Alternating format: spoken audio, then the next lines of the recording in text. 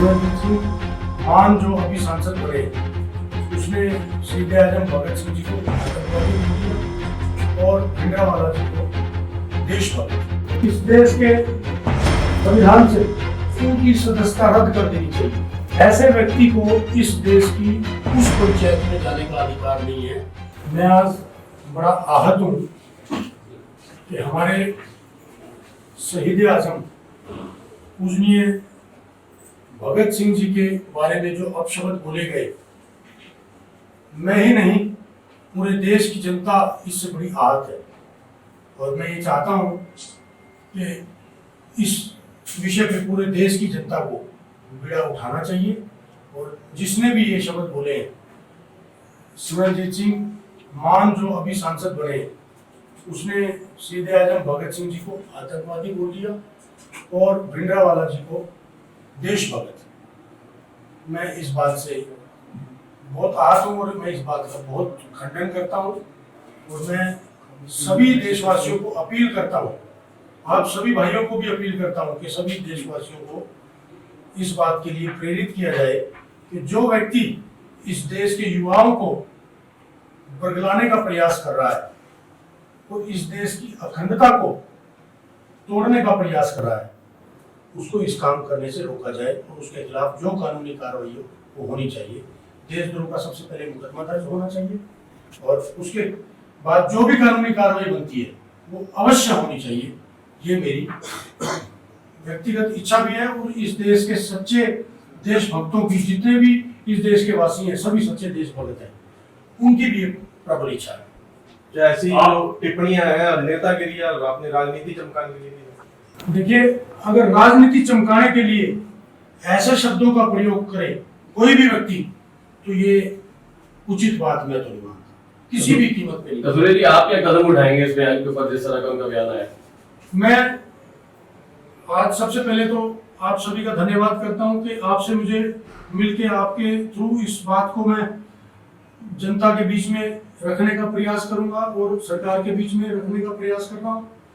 उसके बाद मैं माननीय प्रधानमंत्री जी को, माननीय राष्ट्रपति जी को और इस देश के गृह मंत्री जी को और इस प्रदेश के माननीय मुख्यमंत्री जी को और माननीय होम मिनिस्टर जी को पत्र भी लिखूंगा और कंप्लेंट भी लिखूंगा कि उसके खिलाफ कानूनी कार्रवाई की जाए जिसने इस देश के उस व्यक्ति के खिलाफ अपशब्द प्रयोग किए हैं, जिस व्यक्ति के बलिदान की वजह से आज हम आजादी की सांस ले रहे हैं, जिस व्यक्ति के बलिदान की वजह से आज हम इस देश में आजादी से घूम रहे हैं, उसको अगर आतंकवादी जो बता रहा है, तो आप ही इस बात का जवाब उससे पूछिए कि आतंकवादी वो है या आतंकवादी ये है।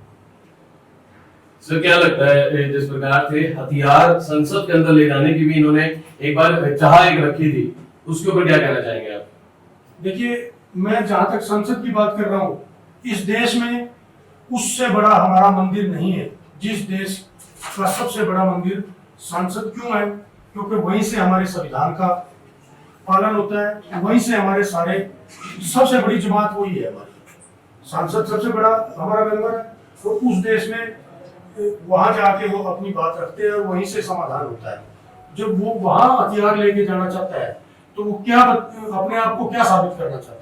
वो अपने आप को क्या साबित करना चाहता है? इसी बात से आप अंदाजा लगा लीजिए। जो संदूर के इस समय जो है ये अपने सांसद बने हुए हैं और उन्होंने जो देशभक्त को गाली दी है, पूरे देश को तरह से गाली दी है, आपको लगता है कि उनकी जो सांसद सभा, जो सांसदशिप है, उसको रेजिग्नेशन देना चाहिए या वहां से उसको उठाना चाहिए या उसको?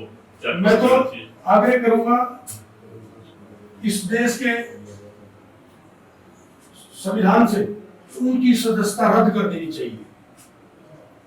ऐसे व्यक्ति को इस देश की उस पंचायत में जाने का अधिकार नहीं है जो इस देश के सबसे बड़े भगत को, जिस व्यक्ति ने 23 साल की उम्र में अपने मुंह से फांसी का फंदा चूम करके इस देश को बलिदान दिया हो, उसकी भावनाओं को हम अदरवाइज खिलवाड़ करके बात कर रहे हैं, उस व्यक्ति को इस संसद में जाने का। इस देश की जो विघटनकारी शक्तियां हैं, क्या आपको लगता है कि साथ हों और वो विघटनकारी शक्तियों का समूह हो, उसकी तरफ से नेतृत्व कर रहा हो, जैसे खालिस्तान समर्थक है वो, भिंडरावाला का समर्थक है वो, भिंडरावाला को संत बताता है वो, तो आपको लगता है कि जो उसके साथ कोई अनैतिक शक्तियां होंगी, उनके साथ एक अनैतिक शक्तियों का समूह है जो देश को तोड़ना चाहता होगा, उन सबका बहिष्कार करना चाहिए। मैंने आपसे पहले आग्रह किया है, इस देश को तोड़ने का वो काम कर रहा है जिस तरह का बयान दिया है।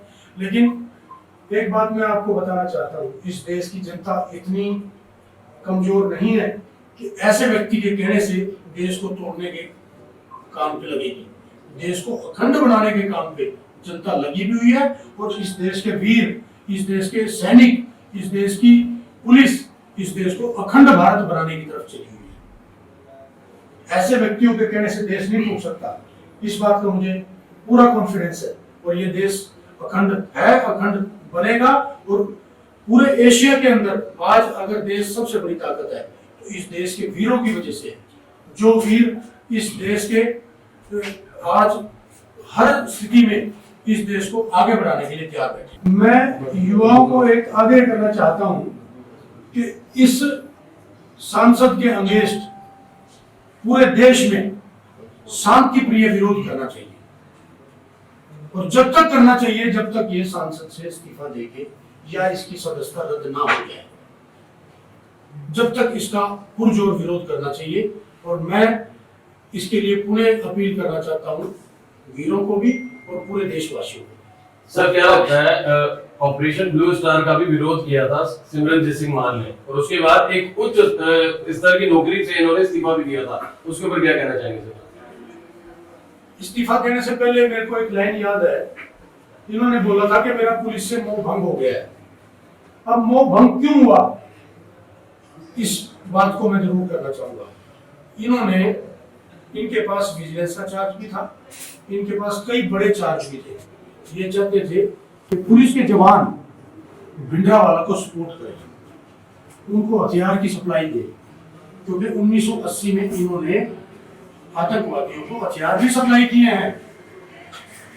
और जब देशवासी सच्चे जो पुलिस के सिपाही हैं, उन्होंने इस बात का विरोध कर दिया कि हम ये काम नहीं करेंगे क्योंकि देश के सच्चे सिपाही हैं, इन्होंने उस बात का ये बहाना बनाया कि मेरा पुलिस से मोह भंग हो गया। भंग इसलिए हो गया क्योंकि जो सच्चे पुलिस भगत हैं वो आतंकवादियों को सपोर्ट करना नहीं चाहते थे, इसलिए इसने रिजाइन किया, क्योंकि ये आतंकवादियों को सपोर्ट करना चाहता है।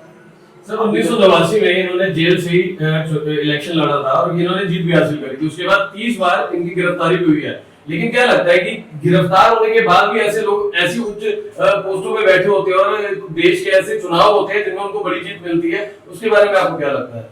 देखिए, इनकी गिरफ्तारी क्यों हुई है ये तो आप सबको मालूम है।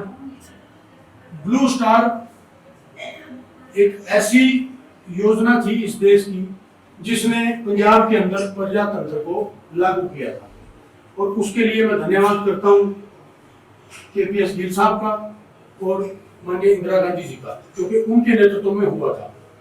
और कहीं ना कहीं ये भी बात उठी थी कि इंदिरा गांधी जी की हत्या करने में इनको गिरफ्तार किया गया, उसमें भी इनकी सपोर्ट थी। पक्ष विपक्ष अभी तक चुप्पी क्यों साधे हुए? ये तो मैं आपसे आग्रह करूंगा, आप मुझसे जरूर पूछो। सच्चे देशभक्त सभी हैं और देशभक्तों को ये बात जरूर रखनी चाहिए, पक्ष को भी रखनी चाहिए, विपक्ष को भी रखनी चाहिए। और मैं तो माननीय प्रधानमंत्री जी को कल ही लिख दूंगा कि ये विषय संसद में उठाना चाहिए उनको, और उसके खिलाफ कार्रवाई होनी चाहिए। सीएम के खिलाफ भी टिप्पणी की गई, पंजाबी लाला बोल रहा हूं। देखिए, किसी भी पद के खिलाफ या किसी जाति विशेष के खिलाफ टिप्पणी करना किसी का अधिकार नहीं है। आप एक बात बताइए, उसने ये बताया कि मैं सच्चा सिख हूँ, क्या शहीद आजम भगत सिंह जी सिख समाज से नहीं थे? क्या गुरु गोविंद सिंह जी सिख समाज से नहीं थे, जिन्होंने अपने बच्चे तक का बलिदान दिया इस देश के लिए? क्या सिर्फ एक ही व्यक्ति सिख है? कुछ उपद्रवी हैं जो अपनी राजनीति चमकाने के लिए इस तरह की बातें करते हैं, और जिनका मैं बिल्कुल विरोध करता हूं और खंडन करता हूं कि ये नहीं करनी चाहिए। इस देश को कितना मर्जी वो तोड़ने का प्रयास कर लें, ये देश टूटने वाला नहीं है। एक बात उसने और बोली कि पंजाब को खालिस्तान बना दीजिए। क्यों बना दीजिए? कि चाइना और पाकिस्तान का बॉर्डर लगता है, वहाँ से वो इस पर वार नहीं कर पाएंगे। अरे आप अपनी चिंता करिए ना, उस पंजाब की चिंता आप करेंगे, इस देश का अभिन्न अंग है जो, उसकी चिंता इस देश के वीर करेंगे, उसकी चिंता इस देश के वीरों ने ऑलरेडी कर रखी है। आप चाइना की और पाकिस्तान की सपोर्ट से पंजाब को खालिस्तान बनाना चाहते हैं और उन्हीं से बचाने की बात करते हैं। ये कहाँ का आपका वक्तव्य है? ये कैसी सिस्टम है ये? मैं तो इस बात का बिल्कुल विरोध करता हूँ और ये बात मैं सबसे अपील करूँगा कि पूरे देशवासियों को इस बात का विरोध करना चाहिए और सारे माननीय जितने भी सांसद हैं सबको, चाहे वो किसी भी दल के हैं, सबको इस बात का संसद में विरोध करना चाहिए।